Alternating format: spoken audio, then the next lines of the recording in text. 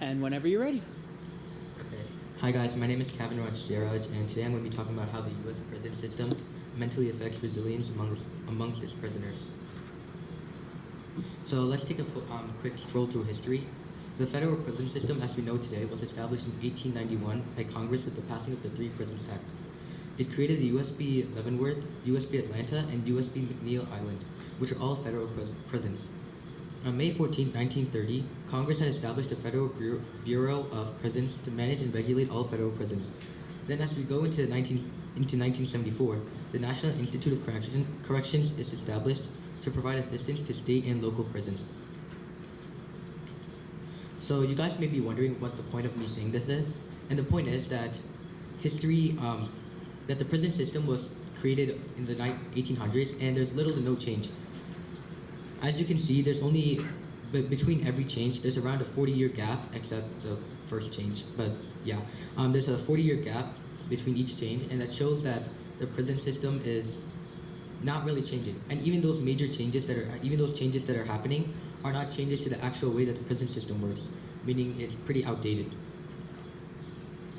And with this many prisoners that are in the U.S. prisons, and the number of prisoners in U.S. prisons increasing by the year, change has to happen. So let's first talk about the environment in U.S. prisons. Okay, so there's three aspects to the environment in U.S. prisons. They're unhealthy, abusive, and cramped. So if we worry about the unhealthy part, according to Yale Law School, across the country in many jurisdictions, prisoners are required to spend 23 hours in their cells on weekdays and 24 hours in their cells on weekends. This is unhealthy for prisoners, as many of them are in isolation, and without enough physical activity, they will become physically weak, and and they might be mentally affected by the fact that they're looking at the same room in the same place over and over again. And this may develop into anxiety, depression, or even suicidal thoughts. Then if we worry about the abusive part of it, as you can see by this graph, which is the number of state and federal prisoner homicides in the United States from 2008 to 2019, you can see that the graph is the number of homicides are increasing as the years go on, and this can show that the environment in U.S. prisons are becoming more and more abusive as the years go on, and this could be unsafe for prisoners, as it could cause trauma and negatively affect them as when they leave prison. Then if we talk about how cramped and how cramped the cells are, we realize that there are only at least 35 square feet of unencumbered space, and at least 70 square feet of total floor space provided when an occupant is confined for more than 10 hours per day. This is from the American Correctional Association. And to put into perspective, 70 square feet is about probably smaller than most of your bedrooms. And a prisoner being stuck in that room for the entire time could mentally affect them, as it would make them feel lonely, and if they have to share with someone, it might cause problems. So now we can talk about how this affects resilience for different groups of prisoners. Okay, so the first group we're going to be talking about are politicians, and the prison system in the United States affects politicians in the fact that they struggle to rebuild their career, they can face public criticism, and they struggle to get back into their community, and they face a loss of credibility.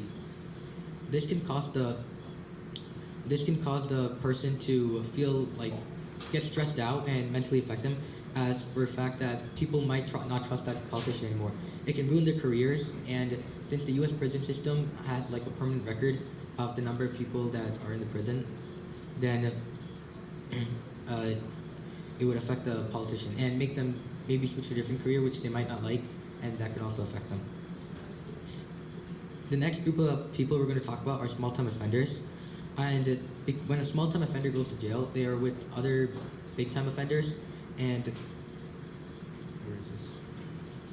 According to PBS, 27% of ex-convicts struggle to get jobs, and this would lead them to stressing out and becoming a bit And 21% of men also face PTSD from violent trauma faced in prisons. And I didn't put this statistic on there, but 61% of women also face violent trauma, according to the Illinois Criminal Justice Information Authority. And 3 out of 4 people also struggle to get back into their community.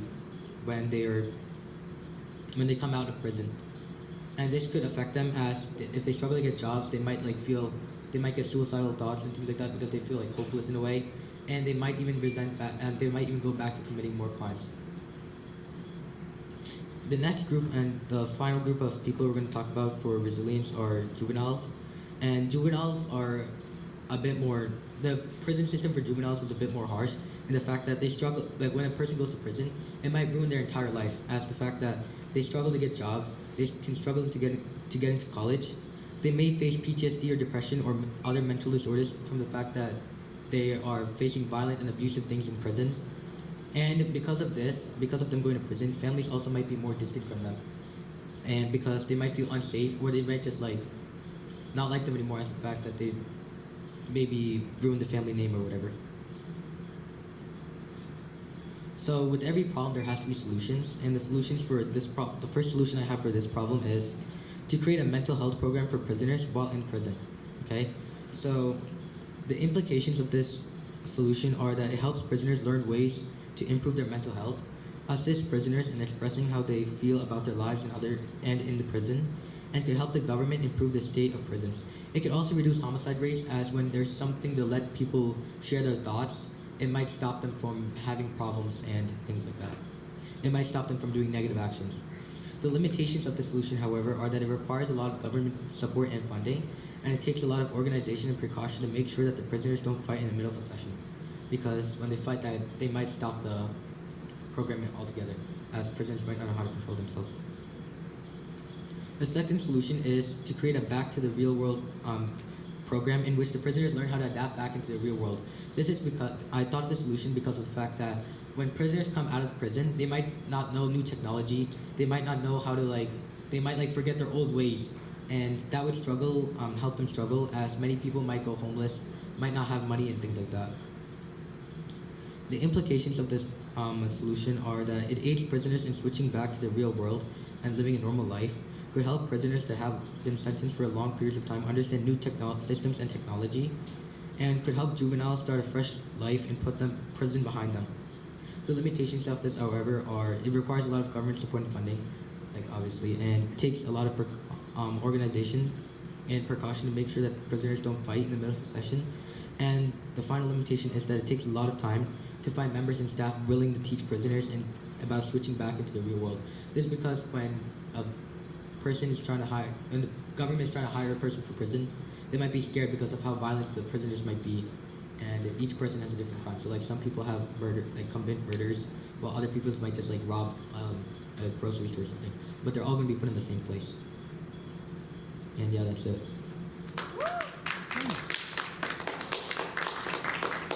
All right, so I have two questions. Okay. What information did you need that you were not able to find? How did you go about trying to find that information? So are you talking about can you repeat the question again? Sure. What information did you need that you were not able to find? How did you go about trying to find it? So there was some information I needed about how how prisoners are economically challenged after they come out of prison, and I tried searching sources to find I tried finding government websites to find to find how much money those prisoners have when they come out and things like that, but I couldn't really find too many sources on that. So yeah. Okay. What additional questions emerged from your research? Why are these questions important? So I also had the question of how prisoners are physically affected after they come out from prison, because I only talked about the mental effects of it, and I was also trying to find. I also had the question of how they're physically affected, because some people may be bruised when they come out of prison, while some people may be perfectly normal, because some people may be bruised because of the fact that abuse they face. I saw some sources that saw that some prisoners were raped and things like that. So yeah. Okay. Thank you very much.